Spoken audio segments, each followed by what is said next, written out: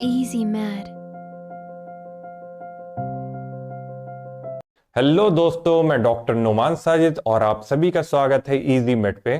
तो आज हम सब अपनी जनरल फिजियोलॉजी का जो टॉपिक पढ़ेंगे वो है सेल्यूलर मैसेंजर एंड रिसेप्टर्स। तो हम सब देखेंगे कि हम सब कैसे सेल्यूलर मैसेंजर्स को दो आधार पे बांट देते हैं और कैसे हम सब रिसेप्टर्स को किस आधार पे बांटते हैं। हम सब देखेंगे कि हम सब सेल्यूलर मैसेंजर को पहले आधार पे जो बांटते हैं वो है मोड ऑफ एक्शन और दूसरे आधार पे वो जो बांटते हैं वो है केमिकल नेचर। जब हम सब सेलुलर मैसेंजर को मोड ऑफ एक्शन पे बांटते हैं तो हम सब उसकी 5 कैटेगरीज बनाते हैं। वो 5 कैटेगरीज क्या क्या रहती हैं? सबसे पहली रहती है एंडोक्राइन, दूसरी रहती है पैराक्राइन, तीसरी रहती है ऑटोक्राइन, चौथी रहती है न्यूरोक्राइन और पांचवी हमारी रहती है जक्स्टाक्राइन। ये तब होता है जब हम सब अपने सेलुलर मैसेंजर्स को बांटते हैं on the basis of mode of action. और अगर हम सब अपने सेलुलर मैसेंजर्स को on the basis of chemical nature बांटते हैं तो इसकी जो टोटल 4 कैटेगरीज आती हैं। पहली कैटेगरी होती है पेप्टाइड और प्रोटीन्स की, दूसरी कैटेगरी होती है स्टेरॉइड्स की और तीसरी कैटेगरी हमारी रहती है अमीनो एसिड डेरिवेटिव्स की और चौथी कैटेगरी हमारी फैटी एसिड्स की रहती है। तो इस तरीके से हम सब सेलुलर मैसेंजर्स को दो आधार पे बांटते हैं, पहला मोड ऑफ एक्शन और दूसरा हमारा केमिकल नेचर। फिर हम सब अपने रिसेप्टर को on the basis of location बांटते हैं। हम सब अपने रिसेप्टर को on the basis of location 2 categories में बांटते हैं। सबसे पहला हमारा रहता है सेल सरफेस रिसेप्टर जो कि हमारी सेल मेम्ब्रेन पे प्रेजेंट रहते हैं। फिर उसके बाद हम सब बांटते हैं उन्हें जो कि सेल के अंदर प्रेजेंट रहते हैं, उन्हें हम सब कहते हैं न्यूक्लियर रिसेप्टर जो कि सेल के अंदर प्रेजेंट रहते हैं या तो साइटोप्लाज्म में या तो न्यूक्लियस के ऊपर। इस तरीके से हम सब अपने रिसेप्टर्स को भी डिवाइड कर देते हैं। और हम सब फर्दर देखेंगे कि जो सेल सरफेस रिसेप्टर्स रहते हैं उन्हें फर्दर हम सब 3 कैटेगरीज में बांटेंगे। हम सब देखेंगे कि वो 3 कैटेगरीज क्या होंगी। सबसे पहला रहेगा लाइगेंड गेट आयन चैनल्स या लाइगेंड गेट आयन रिसेप्टर्स, ठीक है। दूसरी कैटेगरी हम सब देखेंगे जी प्रोटीन कपल रिसेप्टर्स और तीसरी कैटेगरी जो हम सब देखेंगे वो रहेगी एंजाइम लिंक्ड रिसेप्टर्स। ये हमारा रिसेप्टर्स का जो सेल मेम्ब्रेन पे जो रिसेप्टर प्रेजेंट रहते हैं, जो सेल सरफेस रिसेप्टर्स रहते हैं, उनकी फर्दर 3 कैटेगरीज होती हैं। फिर इसके बाद हम सब आगे पढ़ेंगे सेकेंडरी मैसेंजर्स के बारे में और फिर सेकेंडरी मैसेंजर्स के बारे में पढ़ने के बाद हम सब पढ़ेंगे रेगुलेशन ऑफ रिसेप्टर। तो चलिए आज का अपना टॉपिक शुरू करते हैं, सेल्यूलर मैसेंजर एंड रिसेप्टर्स। आज का हमारा टॉपिक क्या है? Cellular messengers and receptors. तो शुरुआत हम सब करेंगे सेल्यूलर मैसेंजर से, ठीक है। मान लीजिए आप इस समय दिल्ली में और आपका दोस्त बैठा हुआ है बैंगलोर में, ठीक है। अब आपको उससे कम्युनिकेट करना है, उससे बातें करनी है, तो आप कैसे करेंगे? आप अपना फोन उठाएंगे, उसका नंबर डायल करेंगे और उसे कॉल लगाएंगे। फिर आपका दोस्त उस कॉल को रिसीव करेगा और आप दोनों की बातें हो जाएंगी। तो इसी तरीके से जो आप फोन यूज कर रहे हैं, जिससे आप नंबर डायल कर रहे हैं, वो सिग्नल्स भेज रहा है ना, तो वो सेल हो जाएगा जो कि कुछ सिग्नल्स रिलीज करता है, जो कि सेलुलर मैसेंजर्स रिलीज करता है। और बीच में जो मैसेज जा रहा है, जो कि कंपनीज होती हैं बीच में बड़ी बड़ी, जो कि आपके मैसेज को आपसे आपके दोस्त तक पहुंचाती हैं, वो सेलुलर मैसेंजर का काम करती हैं। वो सब उस मैसेज को एक जगह से दूसरी जगह ले जाने का काम करती हैं। तो इस केस में वो हमारी सेलुलर मैसेंजर्स हो गई, वो कंपनीज। फिर वहां पे आपका दोस्त उस सिग्नल को रिसीव करता है। रिसीव करने के लिए फोन में रिसेप्टर्स लगे रहते हैं। तो इस केस में आपके दोस्त का फोन वो वाला सेल हो गया जो कि रिसेप्टर्स बियर करता है और उन सिग्नल्स को रिसीव करके फिर फर्दर उस मैसेज को रिसीव कर लेता है और फिर फर्दर एक्शंस लेता है। तो इस तरीके से ही हमारे सेल्स भी आपस में एक दूसरे से कम्युनिकेट करते हैं। एक सेल को अगर दूसरे सेल से कम्युनिकेट करना और दोनों बहुत लंबी डिस्टेंस पे, दोनों बहुत दूर दूर हैं एक दूसरे से, तो इस केस में सेल यूज करते हैं सेल्यूलर मैसेंजर्स का, जो कि केमिकल मैसेंजर्स रहते हैं। और एक सेल से वो रिलीज होता है और वो दूसरे सेल पे जाता है, दूसरे सेल के पास रिसेप्टर रहता है, फिर दूसरा सेल उस मैसेज को पढ़ लेता है और फर्दर एक्शंस लेता है। तो चलिए शुरू करते हैं सेलुलर मैसेंजर्स। तो इस लाइन को देख सकते हैं आप, cells communicate with each other using chemical messengers. Cell एक दूसरे से वार्तालाप करते हैं, बातें करते हैं, कम्युनिकेट करते हैं, एक दूसरे को कोई भी बोलना हो किसकी मदद से, केमिकल मैसेंजर्स की मदद से, which act by binding to specific receptor on cell, जो कि काम करता है बाइंड करके स्पेसिफिक रिसेप्टर जो कि टारगेट सेल पे प्रेजेंट रहते हैं। तो ये केमिकल मैसेंजर्स हमारे क्या रहते हैं, यही हमारे सेल्यूलर मैसेंजर्स रहते हैं, सेल्यूलर मैसेंजर्स रहते हैं। ठीक है, तो सेल्यूलर मैसेंजर्स या केमिकल मैसेंजर की अगर हम सिर्फ डेफिनेशन देखें तो क्या होगा, ये वो केमिकल सब्सटेंसेस रहते हैं जो कि एक सेल रिलीज करता है और इन्फ्लुएंस करते हैं activity of another cell by binding to specific receptor.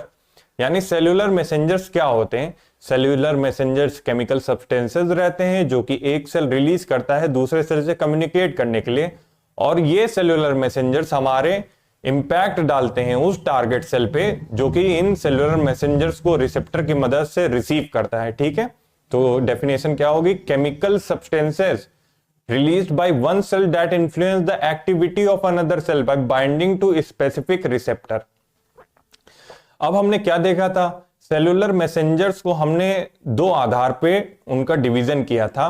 पहला जो आधार था according to mode of action, वो किस तरीके से एक्ट कर रहे हैं, उनका मोड ऑफ एक्शन क्या है। दूसरा क्या था, उनके केमिकल नेचर के बेसिस पे, मोड ऑफ एक्शन के बेसिस पे हम इन्हें 5 कैटेगरी में बांटेंगे और केमिकल नेचर के बेसिस पे हम इन्हें 4 कैटेगरी में बांटेंगे। तो आइए पहले देखते हैं हम सब मोड ऑफ एक्शन पे। हम अपने केमिकल मैसेंजर्स को मोड ऑफ एक्शन के आधार पे हम सब 5 कैटेगरी में बांटते हैं। वो 5 कैटेगरी क्या होती है, एंडोक्राइन, दूसरी हमारी क्या कैटेगरी होती है, पैराक्राइन, फिर ऑटोक्राइन आता है, फिर न्यूरोक्राइन आता है, न्यूरोक्राइन के बाद जक्स्टाक्राइन आता है। तो एक एक करके हम सबको देखते हैं। सबसे पहली हमारी कैटेगरी है एंडोक्राइन। इसमें क्या रहता है, जो सेल हमारा सिग्नल रिलीज कर रहा है वो उसे ब्लड में रिलीज कर देता है, ब्लड वेसल्स में रिलीज कर देता है, वो ब्लड में चला जाता है। फिर वो हमारा सेलुलर मैसेंजर हमारी पूरी बॉडी में ट्रेवल करता है और जहां कहीं भी उस सेलुलर मैसेंजर के स्पेसिफिक रिसेप्टर्स देखता है, जिस भी सेल पे देखता है, जाता है उससे बाइंड कर जाता है और उस सेल में वो स्पेसिफिक चेंजेस हो जाते हैं जो वो सेल मैसेज लेके आया था, वो सेलुलर मैसेंजर जो मैसेज लेके आया था। तो एंडोक्राइन वाले केस में क्या होता है, सिक्रीटेड इनटू ब्लड। जैसे आप इस डायग्राम में देख सकते हैं, ये सिग्नलिंग सेल है, ये सेल ने सिग्नल्स रिलीज किए या सेलुलर मैसेंजर्स रिलीज किए, ये ब्लड में गए, फिर ब्लड में जाके जहां पे टारगेट सेल था उसके रिसेप्टर से बाइंड किए और स्पेसिफिक चेंजेस कर दिए इस टारगेट सेल में। तो ये कौन सा केस था हमारा, endocrine case, mode of action के बेसिस पे पहली कैटेगरी। मोड ऑफ एक्शन के बेसिस पे दूसरी हमारी कैटेगरी है पैराक्राइन। पैराक्राइन में क्या होता है, जो सेल सिग्नल रिलीज कर रहा है और जो सेल सिग्नल रिसीव कर रहा है दोनों बहुत अगल बगल रहते हैं, दोनों बहुत नजदीक रहते हैं, तो उस केस में हम सब पैराक्राइन कहते हैं। तो पैराक्राइन का क्या केस होता है, act on nearby cell. अच्छा, इसके एग्जाम्पल क्या हो गए, नाइट्रिक ऑक्साइड और प्रोस्टाग्लैंडिन। एंडोक्राइन के हमारे क्या एग्जांपल्स थे, इंसुलिन और थायरॉक्सिन। इंसुलिन हमारे पैनक्रियास से रिलीज होता है ना और जाता है सेल्स पे एक्ट करता है, ठीक है। थायरॉक्सिन जो कि हमारा थायराइड ग्लैंड से रिलीज होता है, वो भी निकलता है, ब्लड में जाता है, फिर स्पेसिफिक सेल्स पे एक्ट करता है, ठीक है। और पैराक्राइन यानी एक सेल रिलीज कर रहा है और बगल में ही उसके दूसरा सेल है और वो टारगेट की तरह एक्ट कर रहा है। तो इस केस में क्या क्या एग्जांपल हो गए, जैसे कि सेलुलर मैसेंजर हमारा नाइट्रिक ऑक्साइड हो गया और प्रोस्टाग्लैंडिन हो गया, ये सब पैराक्राइन वाले मैकेनिज्म से होते हैं, मतलब अगल बगल ही होते हैं, ठीक है। अगली हमारी कैटेगरी है ऑटोक्राइन, यानी जो सेल हमारा सेलुलर मैसेंजर रिलीज कर रहा है उसी पे टारगेट भी हो रहा है, उसी पे रिसेप्टर भी प्रेजेंट है। इसका एग्जाम्पल क्या हो जाता है, ग्रोथ फैक्टर ट्यूमर सेल्स के अंदर। जो ट्यूमर सेल्स ग्रो करते हैं वो खुद ही सेलुलर मैसेंजर क्या कहते हैं अपने ऊपर भेजते हैं ग्रो करने के लिए और उनमें खुद ही रिसेप्टर लगा रहता है, वही खुद ही टारगेट सेल की तरह भी एक्ट करते हैं। ऑटोक्राइन मैकेनिज्म से होता है, किस केस में, ग्रोथ फैक्टर्स ट्यूमर सेल्स में। Act on the same cell that secrete them, growth factor in tumour cells, ठीक है। अगली हमारी कैटेगरी है न्यूरोक्राइन, ठीक है। न्यूरोक्राइन क्या होता है, जो हमारी नर्व एंडिंग से रहती है उससे न्यूरोट्रांसमीटर्स निकलते हैं और वो फर्दर अपना एक्शन दिखाते हैं और इस केस में एग्जांपल्स आ जाएंगे मेनली हमारे जो न्यूरोट्रांसमीटर्स होते हैं, जैसे कि हमारा एसिटाइल कोलाइन हो गया और नॉर एड्रेनलिन हो गया। एसिटाइल कोलाइन हो गया और नॉर एड्रेनलिन हो गया, ठीक है, एसिटाइल कोलाइन हो गया और नॉर एड्रेनलिन हो गया। अगली जो हमारी कैटेगरी आ जाती है वो हमारी होती है जक्स्टाक्राइन। जक्स्टाक्राइन में अभी तक जितनी भी हमने कैटेगरी देखी उसमें कहीं भी एक सेल से दूसरे सेल का डायरेक्ट कांटेक्ट नहीं हो रहा था, लेकिन इस जक्स्टाक्राइन कैटेगरी में एक नॉच बनता है और इसमें डायरेक्टली सेल्स आपस में एक दूसरे से कांटेक्ट करके, सेल टू सेल कांटेक्ट करके फिर सिग्नल को भेजते हैं। और इसके एग्जांपल में आ जाता है नॉच सिग्नलिंग, जैसे कि आप इसमें देख सकते हैं ये सिग्नलिंग सेल है हमारा, ये बीच में हमारा नॉच बन रहा है, ये नॉच सिग्नलिंग है और ये हमारा टारगेट सेल है, ठीक है। तो इस तरीके से होता है। तो हमने according to mode of action के बेसिस पे हमने क्या क्या चीजें देखी। सबसे पहले हमने देखा एंडोक्राइन। एंडोक्राइन क्या होता है, उसमें जो भी हमारे सेल्स रिलीज कर रहे हैं सेलुलर मैसेंजर, वो क्या कहते हैं, सेलुलर मैसेंजर हमारे ब्लड में जाता है और फिर ब्लड में जाके टारगेट सेल के रिसेप्टर को खोजता है और उस पर एक्ट करता है। पहले ब्लड में जाता है, ठीक है, एंडोक्राइन के केस में। इसका एग्जाम्पल क्या क्या था, इंसुलिन और थायरोक्सिन था। दूसरा हमारा केस था पैराक्राइन। पैरा मतलब पास पास, पास से पैरा, पैरा मतलब पास पास, ठीक है, मतलब जो सेल सिग्नल भेज रहा है और जो सेल टारगेट की तरह एक्ट कर रहा है दोनों बहुत पास पास होते हैं। और इस केस में कौन से न्यूरोट्रांसमीटर्स, कौन से हमारे क्या कहते हैं सेलुलर मैसेंजर से एक्ट करते हैं, हमारा हो गया एक तो नाइट्रिक ऑक्साइड और दूसरा प्रोस्टाग्लैंडिन। तीसरी हमारी कैटेगरी थी ऑटोक्राइन, यानी जो सेल सिग्नल रिलीज कर रहा है सेलुलर मैसेंजर वही सेल रिसीव भी कर रहा है। ये हमारा किस केस में देखा जाता है, ग्रोथ फैक्टर्स ट्यूमर सेल्स में, ठीक है। फिर अगला हमारा आता है न्यूरोक्राइन। न्यूरोक्राइन मतलब हमारी जो नर्व एंडिंग्स होती हैं उससे हमारा न्यूरोट्रांसमीटर रिलीज होता है और वो न्यूरोट्रांसमीटर हमारा रिसीव किया जाता है स्पेसिफिक सेल से, ठीक है, टारगेट सेल से।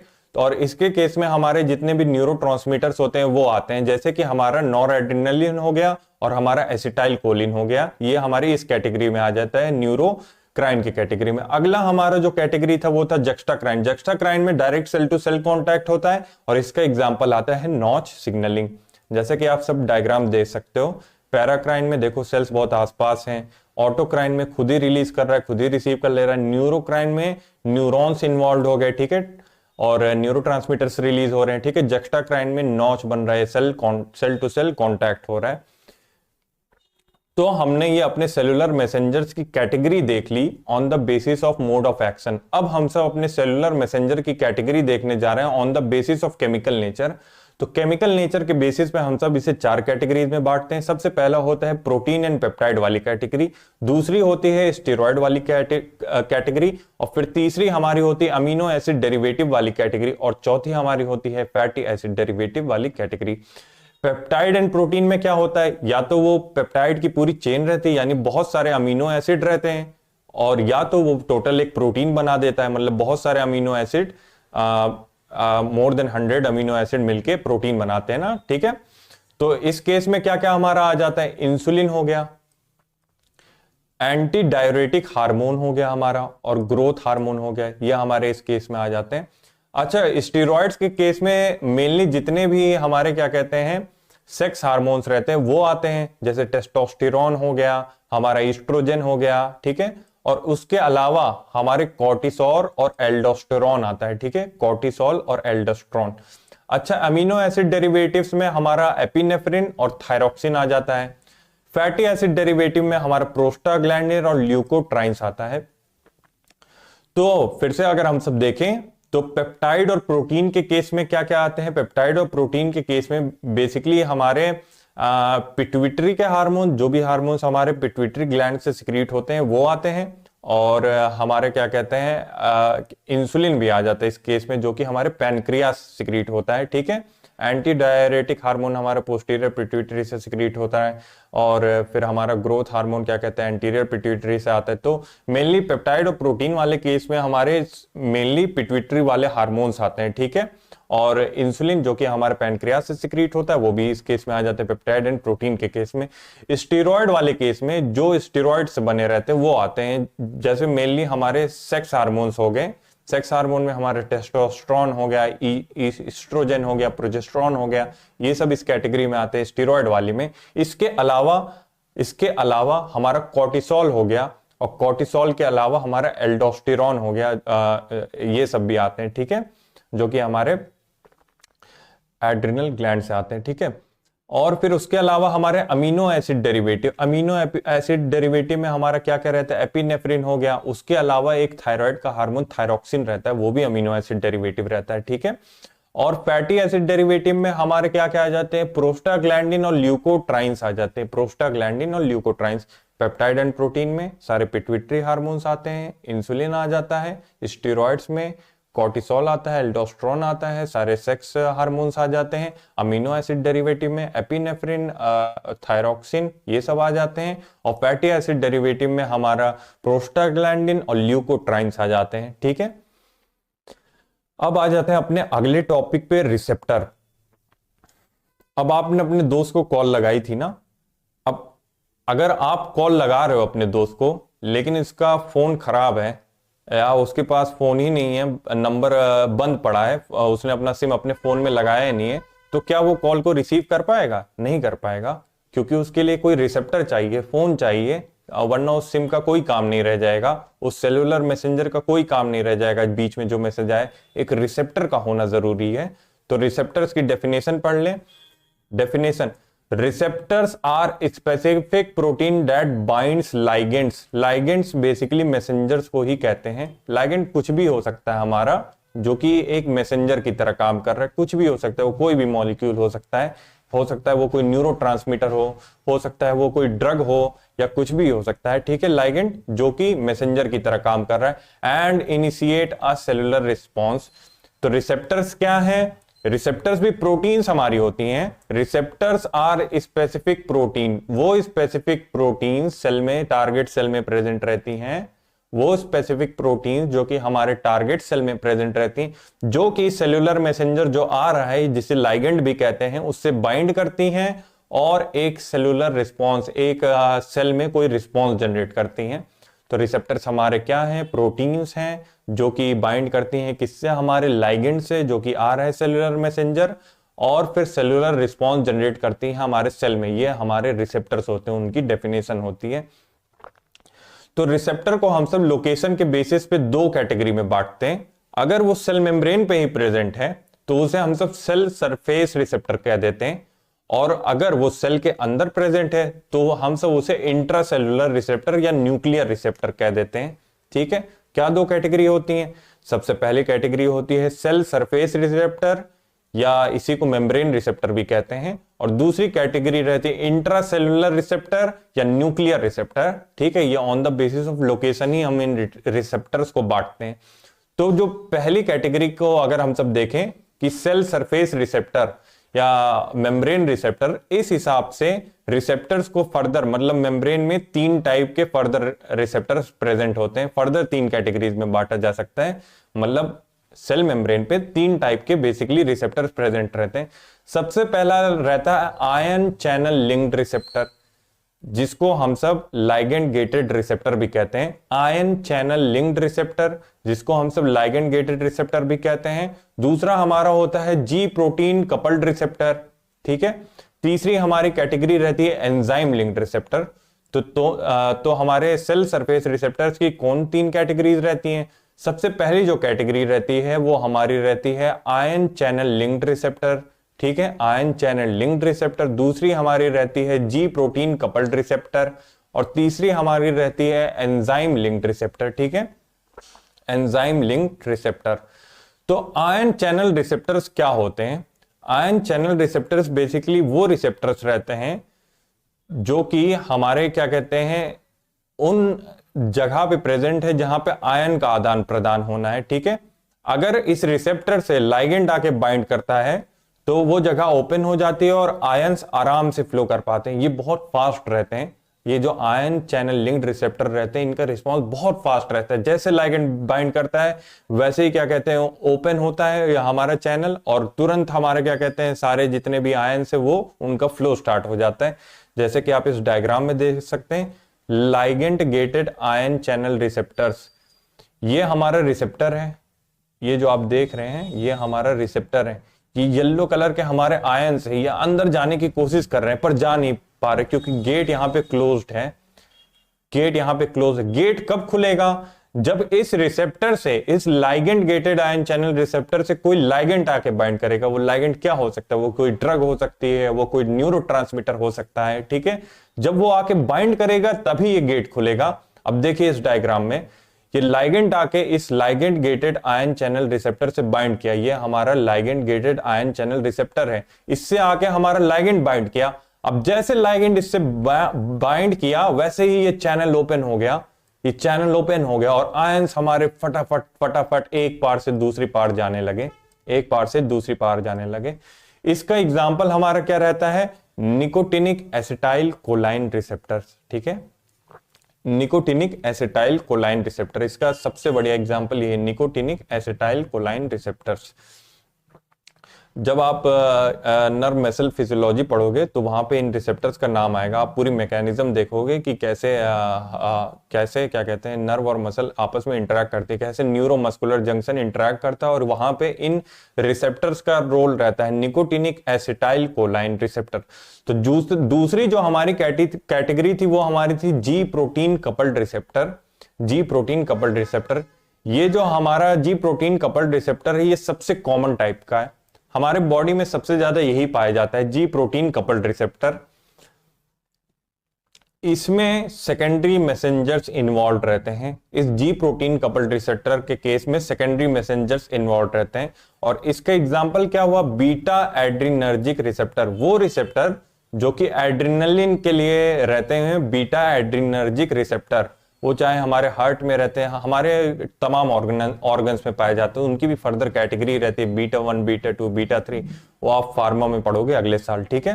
तो जी प्रोटीन कपल्ड रिसेप्टर कौन से रिसेप्टर रहते हैं? वो रिसेप्टर जो कि हमारी बॉडी में बहुत कॉमन है, वो रिसेप्टर्स जो कि सेकेंडरी मैसेंजर का इन्वॉल्वमेंट रखते हैं, वो उन्हीं को हम सब क्या कहते हैं? जी प्रोटीन कपल्ड रिसेप्टर कह देते हैं। इसका एग्जाम्पल क्या है? बीटा एड्रीनर्जिक रिसेप्टर, यानी एड्रिनलिन को रिसीव करने वाले रिसेप्टर्स बीटा एड्रिनर्जिक रिसेप्टर। अब वो हार्ट में भी होते हैं, अलग अलग जगह पे हमारे ऑर्गन्स में होते हैं।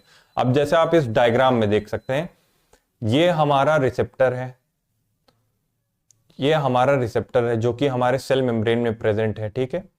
ये हम सब जी प्रोटीन कपल्ड रिसेप्टर के बारे में पढ़ रहे हैं। ये हमारी जी प्रोटीन है, ठीक है, और ये सेल के अंदर मौजूद एंजाइम है, ठीक है। तो पहले तो हार्मोन आया हमारा, इससे बाइंड किया।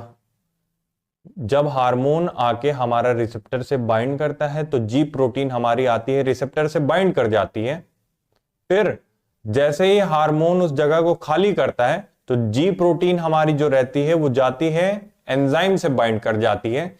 फिर एंजाइम से जब ये बाइंड करती है तो वो एंजाइम हमारा सिग्नल सेकेंडरी मैसेंजर छोड़ता है और फिर वो secondary messenger further cellular response करते हैं हमारे बॉडी में। यानी जी प्रोटीन कपल्ड रिसेप्टर कैसे फंक्शन करता है? हमारा जो रिसेप्टर है वो प्रेजेंट है, उस पे लाइगेंड आया, लाइगेंड आके बाइंड किया। जब वो आके बाइंड करता है तो जी प्रोटीन भी हमारा रिसेप्टर से बाइंड कर जाती है। अब जैसे ही लाइगेंड उस जगह को छोड़ता है तो जी प्रोटीन हमारी जाती है एंजाइम से बाइंड कर जाती है। अब जब ये हमारी जी प्रोटीन एंजाइम से बाइंड करती है तो ये एंजाइम सेकेंडरी मैसेंजर्स छोड़ता है जो कि फर्दर सेलुलर रिस्पॉन्स करते हैं। तो इस तरीके से हमारा जी प्रोटीन कपल्ड रिसेप्टर वर्क करते हैं। अभी तक हमने क्या क्या पढ़ा? हमने सबसे पहले पढ़ा आयन चैनल लिंक्ड रिसेप्टर्स जो कि बहुत फास्ट होते हैं और लाइगेंड के आते ही चैनल्स खुल जाते हैं और आयंस का आदान प्रदान हो जाता है, ठीक है। और इसके एग्जांपल में निकोटिनिक एसिटाइल कोलाइन रिसेप्टर था। फिर दूसरा हमने पढ़ा जी प्रोटीन कपल्ड रिसेप्टर जो कि जिसमें हमारे सेकेंडरी मैसेंजर्स इन्वॉल्व रहते हैं और यही सबसे कॉमन टाइप की रहती है, ठीक है। जी protein coupled receptor act through second messengers, cyclic AMP, CMP मतलब साइक्लिक एएमपी, IP3 मतलब इनासिटोल ट्राइफॉस्फेट हमारा हो गया, DAG मतलब डाई एसाइल ग्लिसरॉल, ठीक है। ये सारे हमारे सेकेंडरी मैसेंजर थे। साइक्लिक एएमपी मतलब साइक्लिक एडिनोसिन मोनोफॉस्फेट, IP3 मतलब इनोसिटोल ट्राइफॉस्फेट और DAG मतलब डाई एसाइल ग्लिसरॉल, ठीक है। ये मोस्ट कॉमन रिसेप्टर टाइप है। एग्जाम्पल क्या है? Beta adrenergic receptor. अगला हमारा जो कैटेगरी आता है वो रहता है एंजाइम लिंक्ड रिसेप्टर्स, जो इस केस में हमारा जो खुद रिसेप्टर रहता है उसमें खुद ही एंजाइमेटिक एक्टिविटी रहती है, ठीक है। और ये ज्यादातर टायरोसिन काइनेज लिंक्ड रहती है, ठीक है, टायरोसिन काइनेज। और इसके एग्जाम्पल में हमारा आता है इंसुलिन के रिसेप्टर, सबसे कॉमन इसका एग्जाम्पल है इंसुलिन के रिसेप्टर। अब जैसे आप इस डायग्राम में देख सकते हैं, आप इस डायग्राम में देख सकते हैं, you can see in this diagram. थोड़ा इसे जूम करने की कोशिश करते हैं, मे बी शायद थोड़ा सा जूम हो जाए। हाँ,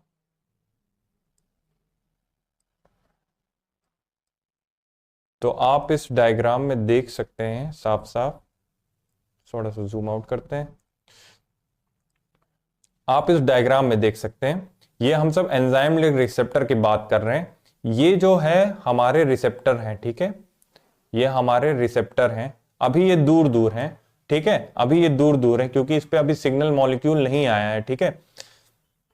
और कुछ इनएक्टिव प्रोटीन्स हैं वो भी प्रेजेंट है, ठीक है, इनएक्टिव प्रोटीन्स भी प्रेजेंट है जो कि दूर है, ये दोनों भी दूर हैं, ठीक है। अब जैसे हमारा सिग्नल मॉलिक्यूल आइए, बेसिकली हमारे इंसुलिन रिसेप्टर ऐसे ही काम करते हैं, टायरोसिन काइनेज रिसेप्टर, ठीक है। तो अभी हमारा कोई सिग्नल नहीं आया, ये दूर दूर हैं, बिखरे हुए हैं, इनएक्टिव प्रोटीन्स पड़ी हुई हैं, लेकिन जैसे ही हमारे सिग्नल मॉलिक्यूल्स आए वैसे ही ये दोनों आपस में मिल जाते हैं, ठीक है, ये दोनों पार्ट्स जो रहते हैं वो आपस में मिल जाते हैं। और जैसे ये मिलते हैं वैसे ये जो इनएक्टिव प्रोटीन्स थी वो भी आके मिल जाती हैं। फिर इनके मिलने के वजह से सेलुलर रिस्पॉन्स जनरेट होता है, ठीक है, इनके मिलने के वजह से ही सेलुलर रिस्पॉन्स जनरेट होता है। तो इस तरीके से हमारे इंसुलिन रिसेप्टर्स काम करते हैं, या हम सब कह लें एंजाइम लिंक रिसेप्टर काम करते हैं। इसमें रिसेप्टर खुद ही एंजाइम की तरह एक्ट करता है, ठीक है, और सिग्नल मॉलिक्यूल्स भेजता है, ठीक है। तो हमने ये भी देख लिया तीसरी कैटेगरी। इसका एग्जाम्पल क्या रहता है, insulin receptor, often tyrosine kinase linked receptor itself has enzymatic activity, ठीक है। तो सेल सरफेस रिसेप्टर को हमने तीन कैटेगरी में बांटा। वो तीन कैटेगरी क्या है, सबसे पहला हमारा है ion channel linked receptor. Ion channel linked receptor के केस में जैसे ही लाइगेंट आता है आयन चैनल्स ओपन हो जाते हैं और आयंस का आदान प्रदान बहुत आराम से होता है। इसका एग्जाम्पल है निकोटिनिक एसिटाइल कोलाइन रिसेप्टर, जो कि आप आगे नर्व मसल फिजियोलॉजी में अच्छे से पढ़ोगे, ठीक है। और ये बहुत फास्ट होता है, ये हमारा आयन चैनल लिंक्ड रिसेप्टर। दूसरी हमने कैटेगरी क्या पढ़ी, दूसरी हमने कैटेगरी पढ़ी जी प्रोटीन कपल्ड रिसेप्टर। इसमें हमारा क्या रहता है, ये इसमें हमारे सेकेंडरी मैसेंजर्स इन्वॉल्व रहते हैं, ठीक है, और ये सबसे कॉमनली हमारे बॉडी में पाया जाता है। इसका एग्जांपल क्या रहता है, बीटा एड्रिनर्जिक रिसेप्टर, वो रिसेप्टर जो कि एड्रिनलिन को रिसीव करने के लिए तैयार रहते हैं, ठीक है, बीटा एड्रिनर्जिक रिसेप्टर। इसमें क्या रहता है, इसमें हमारे रिसेप्टर के पास आता है सिग्नल मॉलिक्यूल और उससे बाइंड करता है। इस वक्त हमारी जी प्रोटीन भी उस रिसेप्टर से बाइंड कर जाती है। फिर जैसे ही वो सिग्नल मॉलिक्यूल हटता है हमारी जी प्रोटीन जाती है एंजाइम से बाइंड कर जाती है और फिर वो एंजाइम सेकेंडरी मैसेंजर्स को रिलीज करता है और फिर सेल्यूलर रिस्पॉन्स फर्दर आगे होता है। फिर अगली हमने कैटेगरी पढ़ी एंजाइम लिंक रिसेप्टर। इसमें रिसेप्टर खुद ही एंजाइमेटिक एक्टिविटी शो करता है। ये जनरली टायरोसिन काइनेज डिपेंडेंट रहता है, ठीक है। और फिर अब जैसे ही क्या कहते हैं सिग्नल मॉलिक्यूल्स आते हैं, रिसेप्टर्स आपस में मिल जाते हैं, एक्टिव हो जाते हैं और फिर वो सिग्नल को छोड़ देते हैं और फिर इससे सेलुलर रिस्पॉन्स होता है। इसका एग्जांपल हमारा हो गया इंसुलिन रिसेप्टर, ठीक है। तो हमने सेल सरफेस रिसेप्टर के बारे में पढ़ लिया। अब हम सब पढ़ते हैं इंट्रासेलुलर रिसेप्टर। वो रिसेप्टर्स जो कि हमारे सेल के अंदर प्रेजेंट हैं उन्हीं को हम सब इंट्रासेलुलर रिसेप्टर कहते हैं। या तो वो साइटोप्लाज्म में प्रेजेंट हो सकते हैं या तो वो न्यूक्लियर मेम्ब्रेन पे प्रेजेंट हो सकते हैं, न्यूक्लियस पे प्रेजेंट हो सकते हैं। तो इनकी भी दो कैटेगरीज हो सकती है, या तो वो साइटोप्लाज्म में प्रेजेंट है या तो वो न्यूक्लियस पे प्रेजेंट है। अच्छा, ये जो रिसेप्टर्स रहते हैं ये जनरली ऐसे सिग्नल छोड़ते हैं जो कि जेनेटिक मटेरियल के साथ छेड़खानी करता है। ये वाला जो प्रोसेस रहता है हमारा इंट्रासेलुलर रिसेप्टर वाला, जो भी चीज आती है इंट्रासेलुलर रिसेप्टर के जरिए, ये स्लो तो भले ही रहता है पर इसका इफेक्ट लॉन्ग लास्टिंग रहता है क्योंकि ये डायरेक्टली डीएनए के साथ छेड़खानी करता है, ठीक है। और जो भी हमारा लाइगेंट आ रहा है इस केस में, इस रिसेप्टर के पास जो भी हमारा लाइगेंट आ रहा है उसे सेल के अंदर आना पड़ेगा। और किसी भी सब्सटेंस को अगर सेल के अंदर आना है तो उसे लिपिड सॉल्युबल होना चाहिए, क्योंकि हमने पढ़ा था प्लाज्मा मेम्ब्रेन में कि प्लाज्मा मेम्ब्रेन हमारी बाइलिपिड लेयर की बनी रहती है और वही सब्सटेंस उस प्लाज्मा मेम्ब्रेन से पास कर पाते हैं जो कि लिपिड सॉल्युबल रहते हैं।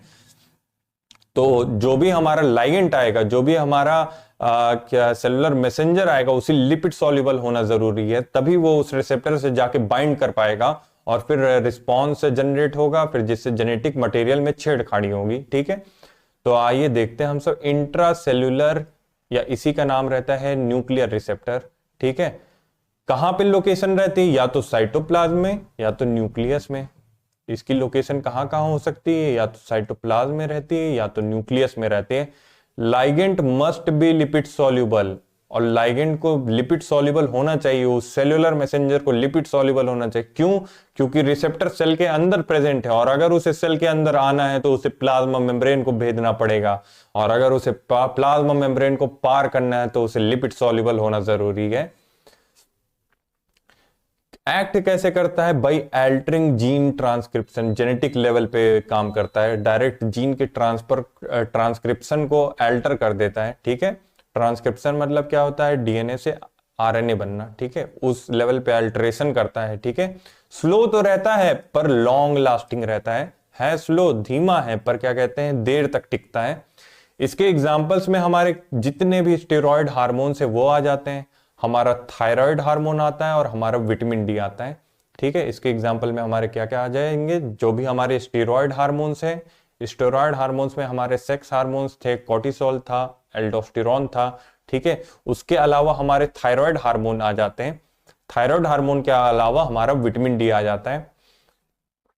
ठीक है, तो इंट्रासेल्युलर या न्यूक्लियर रिसेप्टर में हमने क्या देखा? ये हमारे या तो साइटोप्लाज्म में प्रेजेंट रहता है, साइटोप्लाज्म में नहीं तो ये न्यूक्लियस पे प्रेजेंट रहता है। लाइगेंड जो भी आके इस रिसेप्टर से बाइंड करेगा उसे लिपिड सॉल्युबल होना चाहिए, तभी वो सेल मेम्ब्रेन को भेद पाएगा और आके इनसे बाइंड कर पाएगा। ये किस लेवल पे एक्ट करता है? जेनेटिक लेवल पे, जेनेटिक ट्रांसक्रिप्शन लेवल पे एक्ट करता है। ठीक है, ये स्लो तो बहुत रहता है, धीमा बहुत रहता है, लेकिन इसका इफेक्ट लॉन्ग लास्टिंग चलता है। ठीक है, जैसे कुछ परफ्यूम्स नहीं होती है लॉन्ग लास्टिंग चलती है, उसी तरीके से इसका इफेक्ट भी लॉन्ग लास्टिंग चलता है। इसके एग्जांपल्स क्या क्या हो गए इस टाइप के, क्या कहते हैं, मतलब कौन कौन आके बाइंड कर सकता है? ठीक है, हमारे स्टेरॉयड हार्मोन्स आके बाइंड कर सकते हैं, थायराइड हार्मोन्स आके बाइंड कर सकते हैं, हमारा विटामिन डी आके बाइंड कर सकता है। क्यों? क्योंकि ये सब प्लाज्मा मेम्ब्रेन को भेज सकते हैं, उसे पार कर सकते हैं। तो अगला जो हमारा टॉपिक है वो हमारा है सेकेंडरी मैसेंजर सिस्टम्स। इसमें हम सब क्या देखेंगे कि जो हमारे सेकेंडरी मैसेंजर थे उनको एक्टिवेट कौन करता है, और फिर वो हमारे जो सेकेंडरी मैसेंजर है वो अल्टीमेटली क्या इफेक्ट प्रोड्यूस करते हैं, सेकेंडरी मैसेंजर सिस्टम। तो बेसिकली इसमें हम सब मेन 5 सेकेंडरी मैसेंजर के बारे में देखेंगे। सबसे पहले हमारे को है साइक्लिक एएमपी, यानी जिसका फुल फॉर्म सीएमपी, जिसका फुल फॉर्म क्या होता है? Cyclic adenosine monophosphate. दूसरे नंबर पे हम सब देखेंगे IP3, जिसका फुल फॉर्म क्या रहता है? आयनोसिन ट्राइफॉस्फेट। उसके बाद हम सब देखेंगे DAG, जिसका फुल फॉर्म रहता है डाई एसाइल ग्लिसरॉल। फिर उसके बाद हम सब देखेंगे कैल्शियम आयंस। फिर उसके बाद हम सब देखेंगे साइक्लिक GMP, यानी साइक्लिक गोनोसिन मोनोफॉस्फेट। 5 क्या चीजें देखेंगे? साइक्लिक AMP, साइक्लिक AMP के बाद कौन सा सेकेंडरी मैसेंजर हम सब देखेंगे? IP3, IP3 के बाद कौन सा देखेंगे? DAG, DAG के बाद क्या देखेंगे? कैल्शियम आयंस, और कैल्शियम आयंस के बाद हम सब क्या देखेंगे? Cyclic GMP। अच्छा, इस बात को समझने के लिए पहले आपको एक कंसेप्ट समझना पड़ेगा, और वो कंसेप्ट क्या है? ये मान लीजिए हमारी सेल मेम्ब्रेन है, ये हमारी है सेल मेम्ब्रेन, ये A है, ये B है, ये हमारा है रिसेप्टर, ये हमारा है रिसेप्टर। अब इस पे आके लाइगेंड बाइंड किया, लाइगेंड आया, इस पे भी लाइगेंड आया। ठीक है, अब सेकेंडरी मैसेंजर जनरेट करना है। मान लीजिए ये है G कपल्ड रिसेप्टर, कोई भी, ठीक है, G प्रोटीन कपल्ड रिसेप्टर। अब सेकेंडरी मैसेंजर जनरेट करने, अब उसके 2 मैकेनिज्म्स होते हैं। ठीक है, या तो उसमें GS प्रोटीन इन्वॉल्व रहती है, या तो उसमें GQ प्रोटीन इन्वॉल्व रहती है। अब A को हम सब मान लेते हैं कि जैसे ही लाइगेंड बाइंड किया तो GS प्रोटीन का इन्वॉल्वमेंट हुआ, GS प्रोटीन का इन्वॉल्वमेंट हुआ। अब ये GS प्रोटीन जो हमारी रहती हैं एक एंजाइम को एक्टिवेट कर देती हैं। वो एंजाइम हमारा क्या करता है? ATP को कन्वर्ट कर देता है साइक्लिक AMP में। साइक्लिक एएमपी में, ठीक है। अब ये साइक्लिक एएमपी हमारा क्या करता है, प्रोटीन काइनेज ए को एक्टिवेट करता है, पीकेए को एक्टिवेट करता है, और ये पीकेए सेलुलर रिस्पॉन्स के लिए माना जाता है, ये सेलुलर रिस्पॉन्स जनरेट करता है, ठीक है। दूसरा क्या केस हो सकता है, लाइगेंड आया, बाइंड किया। अब जो मैकेनिज्म यूज की जा रही है वो की जा रही है जीक्यू प्रोटीन की, जीक्यू प्रोटीन की। जीक्यू प्रोटीन हमारे कुछ ऐसे एंजाइम्स को एक्टिवेट करता है जो कि सेल मेम्ब्रेन को ब्रेक करके दो चीजें बनाती हैं। सेल मेम्ब्रेन को ब्रेक करके, सेल मेम्ब्रेन से ब्रेक करके दो चीजें बनाती हैं। सबसे पहला क्या बनता है, सबसे पहला हमारा बनता है IP3 आयनोसिन ट्राइफॉस्फेट, और दूसरा डाई एसाइल ग्लिसरॉल। ये किसको, सेल मेम्ब्रेन को तोड़ के बनाया गया। कौन, जीक्यू प्रोटीन वाली मैकेनिज्म अगर चल रही है तो ऐसे एंजाइम्स रिलीज करेगी, उनको एक्टिवेट करेगी, जो कि सेल मेम्ब्रेन को तोड़ के ये दो चीजें बनाएंगी। अब हमारा IP3 क्या करेगा, IP3 हमारा कैल्शियम रिलीज करवाएगा, कैल्शियम रिलीज करवाएगा, हमारे जो एंडोप्लाज्मिक रेटिकुलम में कैल्शियम स्टोर रहता है उसको रिलीज करवाएगा, ठीक है। और डाई एसाइल ग्लिसरॉल क्या करेगा, यह हमारा प्रोटीन काइनेज सी को एक्टिवेट करेगा, और ये भी सेलुलर रिस्पॉन्स करेगा, ठीक है। ये भी सेलुलर रिस्पॉन्स दिखाएगा, सेलुलर रिस्पॉन्स दिखाएगा, ठीक है। तो ये दो मैकेनिज्म थी। जब कभी भी लाइगेंड आता है हमारा जी प्रोटीन कपल्ड रिसेप्टर पे, तो या तो जीएस प्रोटीन की मैकेनिज्म आती है या तो जीक्यू प्रोटीन की मैकेनिज्म अपना काम दिखाती है। अगर जीएस प्रोटीन की मैकेनिज्म एक्टिवेट हुई तो उस केस में ऐसे एंजाइम्स एक्टिवेट हो जाते हैं जो कि एटीपी को साइक्लिक एएमपी में चेंज करते हैं, और साइक्लिक एएमपी हमारा प्रोटीन काइनेज ए को एक्टिवेट करता है, और ये protein kinase A cellular response करता है। दूसरी कैटेगरी क्या हो सकती है, लाइगेंड आया, बाइंड किया, अब जीक्यू प्रोटीन के मदद से हो रहा है। अगर जीक्यू प्रोटीन के मदद से हो रहा है तो जीक्यू प्रोटीन ऐसे एंजाइम्स को एक्टिवेट कर देती है जो कि सेल मेम्ब्रेन को ब्रेक करके IP3 आयनोसिन ट्राइफॉस्फेट और DAG डाइएसाइल ग्लिसरॉल बनाती है। ये IP3 हमारी हमारे क्या कहते हैं एंडोप्लाज्मिक रेटिकुलम के पास जाती है और कैल्शियम आयंस को रिलीज करवाती है। वो calcium ions further muscle contraction करते हैं, ठीक है। और ये जो हमारा क्या कहते हैं DAG है, ये हमारे क्या कहते हैं DAG जो हमारा है, ये हमारा प्रोटीन काइनेज सी को एक्टिवेट कराती है, और ये प्रोटीन काइनेज सी फर्दर हमारा सेलुलर रिस्पॉन्स करता है। तो ये दो तरीके हो सकते हैं, या तो जीएस प्रोटीन का इन्वॉल्वमेंट लेके सेकेंडरी मैसेंजर जनरेट किया जा सकता है, या तो जीक्यू प्रोटीन का इन्वॉल्वमेंट लेके किया जा सकता है, ठीक है। ये एक छोटा सा कंसेप्ट था। अब हम सब देखते हैं, ये हमें अब अच्छे से समझ में आएगा। तो जो साइक्लिक एएमपी वाला रिसेप्टर है, वो साइक्लिक एएमपी वाला हमारा सेकेंडरी मैसेंजर है, वो किससे एक्टिवेट होता है, जीएस प्रोटीन से। जीएस प्रोटीन से एटीपी को तोड़ के साइक्लिक एएमपी बनाई जाएगी, ठीक है। साइक्लिक एएमपी बढ़ जाएगा, कौन से वाले मैकेनिज्म से, जीएस प्रोटीन से एक्टिवेट होता है। और फिर ये हमारा साइक्लिक एएमपी क्या करता है, एक्टिवेट्स प्रोटीन काइनेज ए, जो कि फर्दर सेलुलर रिस्पॉन्स दिखाता है।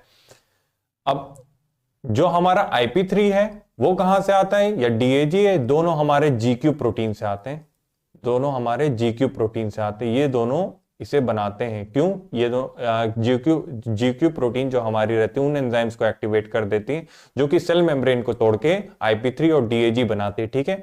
IP3 हमारा क्या करता है, कैल्शियम रिलीज करता है एंडोप्लाज्मिक रेटिकुलम से, और DAG हमारा क्या करते हैं, प्रोटीन काइनेज सी को रिलीज करता है, प्रोटीन काइनेज सी को रिलीज करता है, जो कि फर्दर सेलुलर रिस्पॉन्स करता है।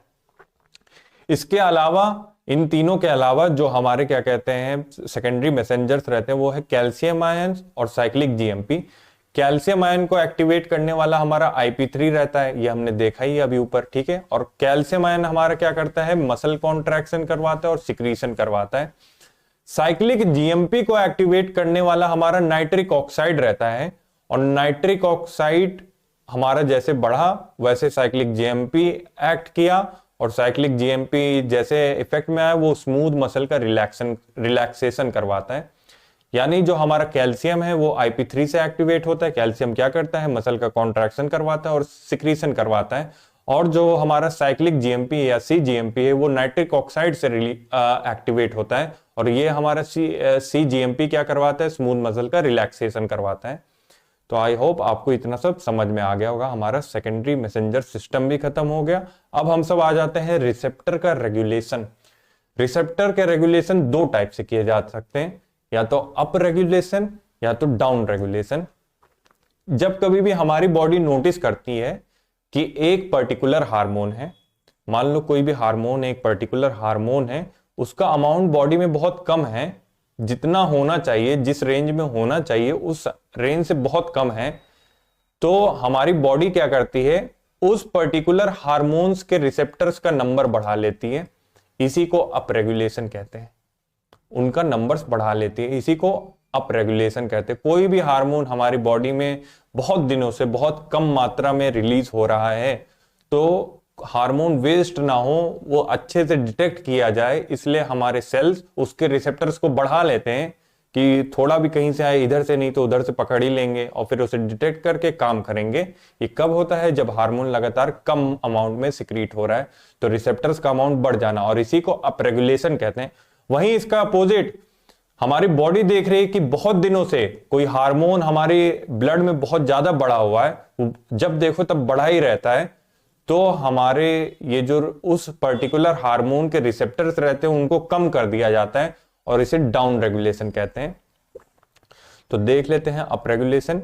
Increase in receptor number occurs when hormone levels are low. ठीक है, डाउन रेगुलेशन उसका उल्टा, decrease in receptor number occurs with prolonged hormone access.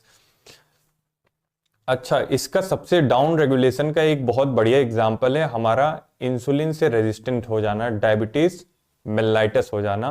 होता क्या है, हम सबको बचपन से कहा जाता है कि ज्यादा मिठाई मत खाओ, मिठाई बहुत ज्यादा खाओगे तो तुम्हें डायबिटीज हो सकती है। इसके पीछे का लॉजिक क्या है, इसके पीछे के लॉजिक को समझो। आज इस लॉजिक को समझना जरूरी है। जैसे बहुत से लोग कहते हैं, अरे भाई जितना भी एक्स्ट्रा ग्लूकोज रहता है वो क्या कहते हैं हमारे यूरिन से निकल ही जाता है, क्या ही दिक्कत है, मैं मिठाई खाऊंगा, मैं तो मोटा भी नहीं हो रहा, क्या ही दिक्कत है, जितना भी एक्स्ट्रा ग्लूकोज है वो तो निकल ही जा रहा है, मैं तो खाता रहूंगा मिठाई। लेकिन सुनो, हमें ज्यादा मिठाई क्यों नहीं खानी चाहिए हमेशा? क्योंकि मान लीजिए आप स्वीट ज्यादा खा रहे हैं, तो आपके ब्लड का ग्लूकोज का लेवल बढ़ा, ब्लड में ग्लूकोज का लेवल बढ़ा। अब जब ये लेवल बढ़ा तो हमारा पैनक्रियाज जो रहता है वो इंसुलिन को भी ज्यादा मात्रा में सिक्रीट करता है। हमारे ब्लड में हमेशा ज्यादा इंसुलिन बना रहता है। अब क्योंकि हमारे ब्लड में ज्यादा इंसुलिन बना है, तो हमारे सेल्स जो रहते हैं, उस पे जो रिसेप्टर रहते हैं, वो उस इंसुलिन के लिए रेजिस्टेंट हो जाते हैं। वो कहते हैं भैया तुम जितना इंसुलिन बनाना है बनानो, हम तो तुम्हें नहीं पकड़ेंगे, हम तो तुम्हारी बात सुनेंगे नहीं, हम तुम्हें सेलुलर मैसेंजर मानेंगे नहीं, तुमसे हम रेजिस्टेंट हो चुके हैं, हमसे तुम्हें कुछ लेना देना ही नहीं है।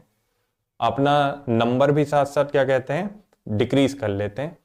तो इस तरीके से फिर हमारी बॉडी में जो इंसुलिन बन रहा होता है पैनक्रियास से, ठीक है, उसका फिर कोई काम नहीं रह जाता है। फिर इस वजह से हमारे ब्लड में हमेशा ग्लूकोज का लेवल बढ़ा रह जाता है। अब आपने मिठाई नॉर्मली खाना शुरू कर दी, जितना एक दिन में खाना चाहिए, पर आप खा रहे हैं, फिर भी आप देख रहे हैं कि आपका ग्लूकोज का लेवल बढ़ा हुआ है। क्यों? क्योंकि आपके रिसेप्टर्स रेजिस्टेंट हो गए हैं। अब आपकी बॉडी में अगर नॉर्मल इंसुलिन बन भी रहा है, आप नॉर्मली स्वीट खा भी रहे हो, पर वो इंसुलिन इफेक्टिव नहीं हो पा रहा, उतना इंसुलिन काम नहीं कर पा रहा। क्यों नहीं कर पा रहा? क्योंकि आपके रिसेप्टर्स रेजिस्टेंट हो गए हैं, उनका नंबर भी डिक्रीज हो गया है। ठीक है, तो इसलिए मिठाई हमेशा लिमिटेड अमाउंट पे खानी चाहिए, बहुत ज्यादा रोज नहीं खानी चाहिए। हाँ, कभी कभार हो गया, खुशी कम होगा तो अलग बात है। ठीक है, तो आई होप आज का लेक्चर आपको समझ में आया होगा और अच्छा लगा होगा। आज के वीडियो लेक्चर में इतना ही। Thank you very much. अगर आपको लग रहा है कि क्या कहते हैं, या मैं आसान तरीके से पढ़ा रहा हूं, तो इस चैनल को, इस वीडियोस को ज्यादा से ज्यादा शेयर करिए, जिससे ज्यादा से ज्यादा बच्चों तक ये कंसेप्ट पहुंच पाए इजी वे में। Thank you very much.